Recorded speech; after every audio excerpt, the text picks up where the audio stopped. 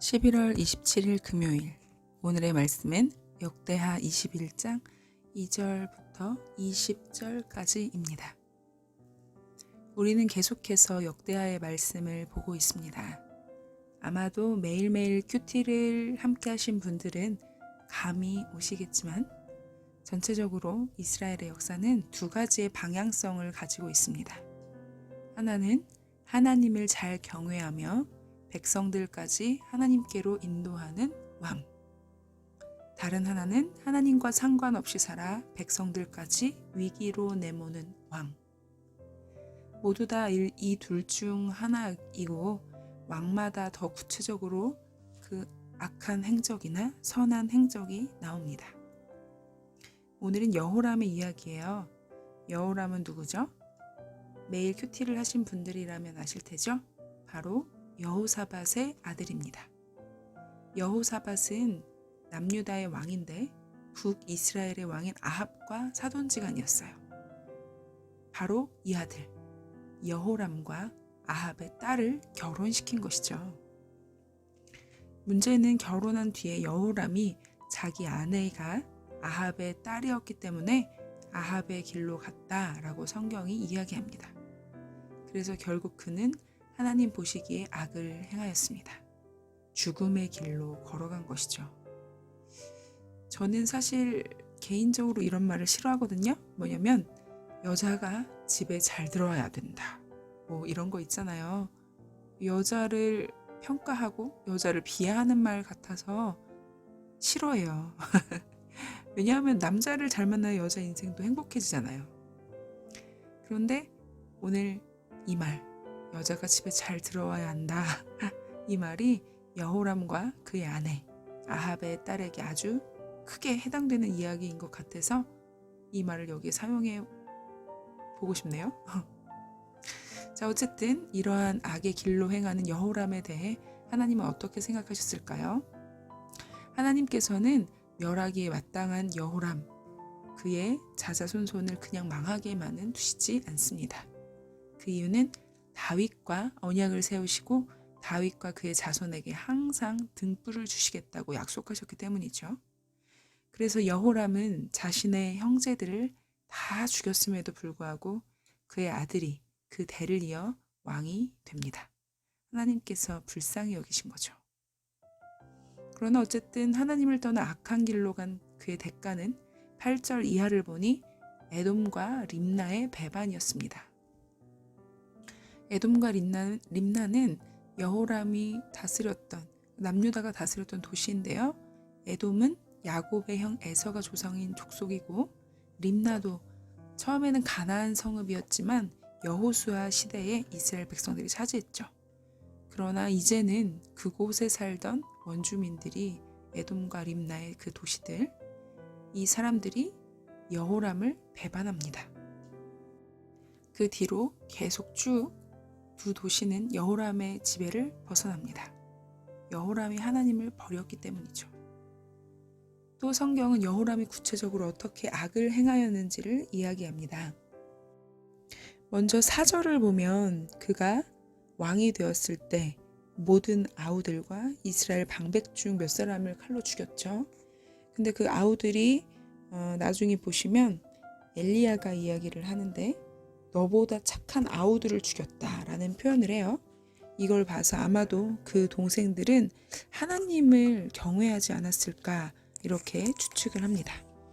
그리고 또 이것뿐만 아니라 11절에 여호람이 유다 여러 산에 산당을 세워 예루살렘 주민으로 음행하게 하고 또 유다를 미혹하게 하였다라고 나옵니다. 말 그대로 여호람은 악에 악을 행하고 있는 것이죠.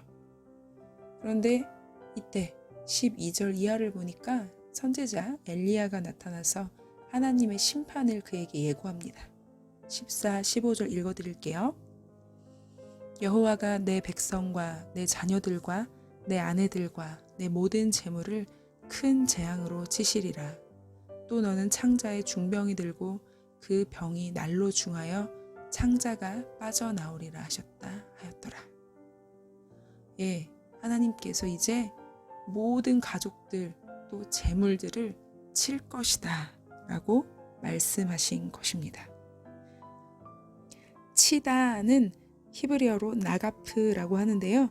일격을 가하다라는 뜻도 있고 하나님이 주어가 되어서 자주 등장해요. 큰 재앙에서 재앙, 이것이 이제 막게파라고 하는 히브리어인데 이것은 나가프의 동사의 명사거든요. 조금 어렵죠? 네, 그냥 들어보세요. 그래서 이 재앙은 나가프라는 동사가 명사형으로 쓰여서 일격, 타격, 역병 이런 뜻이 담겨 있습니다. 결국 치명적인 일격은 하나님의 심판임을 이야기하는 것입니다. 자, 선지자 엘리야가 이런 예언을 하였으면 여러분 재앙과 심판의 예고 앞에 취해야 하는 행동은 무엇일까요? 네, 바로 회개입니다. 성경 곳곳을 보면 이렇게 심판의 예고가 있을 때 회개한 사람들은 어떻게 됐죠? 네, 하나님이 진노를 멈추시거나 늦추셨어요. 그런데 오늘 성경을 보니 여호람이 회개했다. 이런 이야기가 어디에도 없네요. 결국 하나님의 예언대로 말씀대로 이루어집니다. 여호람은 심한 병으로 죽죠. 그가 심한 병으로 죽자 백성들은 다른 왕들처럼 분향하지 않고 장사도 왕들의 묘실에 두지 않습니다. 여호람이 참 불쌍한 것은 20절을 보니까 아끼는 자 없이 세상을 떠났다라고 되어 있어요. 그가 세상을 떠났을 때 그를 애석해 하는 이가 없었다라는 것입니다. 참 그의 인생을 보면 씁쓸하네요. 32살의 왕이 되고 8년 동안 다스리다가 세상을 떠났는데 마지막 2년 병들어 고통 속에서 살다 죽게 됩니다. 그러니 따져보면 6년 동안 아주 짧게 왕의 자리에 있었다는 것인데 그마저도 우상을 숭배하고 하나님을 버렸던 삶이었네요. 여러 왕들의 인생도 뭐 악한 사람들이 참 많지만 여호람의 인생 참 쓸쓸합니다. 자, 오늘 여호람의 이야기를 아주 간략하게 나눠보았는데요. 왕들의 이야기를 읽으면 읽을수록 느껴지는 것, 여러분 무엇이세요? 바로 하나님이냐 아니냐. 하나님을 경외할 때 하나님은 반드시 그를 높여주시고 인정해주시며 형통한 길로 인도하시지만 하나님을 경외하지 않을 때 반드시 따르는 심판이 있다는 것이죠. 예수 그리스도를 믿는 우리는 어떻습니까? 우리 역시 마찬가지죠. 말로만 예수님 믿는다고, 말로만 예수님을 의지한다고, 말로만 예수님을 사랑한다고 이렇게 이야기하는 것이 아니라 우리의 전심, 온 마음과 정성을 다해 우리의 행동이 주님을 따라야 하는 것입니다. 뭐 우리가 말씀을 따르는 것이 쉽지 않다, 어렵다라고 이야기하지만 여러분 생각해 보세요. 말씀이 정말 우리의 살 길이라고 생각한다면 치열하게 내적 전쟁, 자아 싸움을 하면서도 말씀을 따라가야 하는 것이 마땅해요.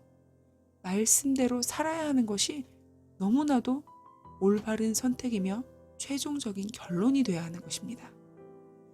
그래서 우리는 늘 성령님을 의지하며 말씀이라는 살 길을 찾아 결단하며 나아가야 하는 것이죠. 그러니 여러분께 권면합니다. 우리 말씀 따라 오늘 하루도 살아갑시다. 오늘도 생명의 길로 함께 걸어가요. 기도하겠습니다. 성령 하나님, 이 시간 우리는 예수 그리스도가 우리의 주인이라고 고백하며 나아갑니다. 우리 주님, 우리의 왕이십니다. 그렇다면 우리는 주님의 말씀을 우리의 생명으로 여기며 순종하겠습니다. 말씀 따라 사는 것이 어렵다, 힘들다 이렇게 이야기만 하는 것이 아니라 우리의 모든 마음을 다해 말씀을 사랑하고 말씀대로 행할 수 있도록 인도하여 주시옵소서. 하나님을 경외하는 우리의 삶이 될 수 있도록 도와주시옵소서. 함께 하실 주님을 기대합니다. 예수님의 이름으로 기도드립니다. 아멘.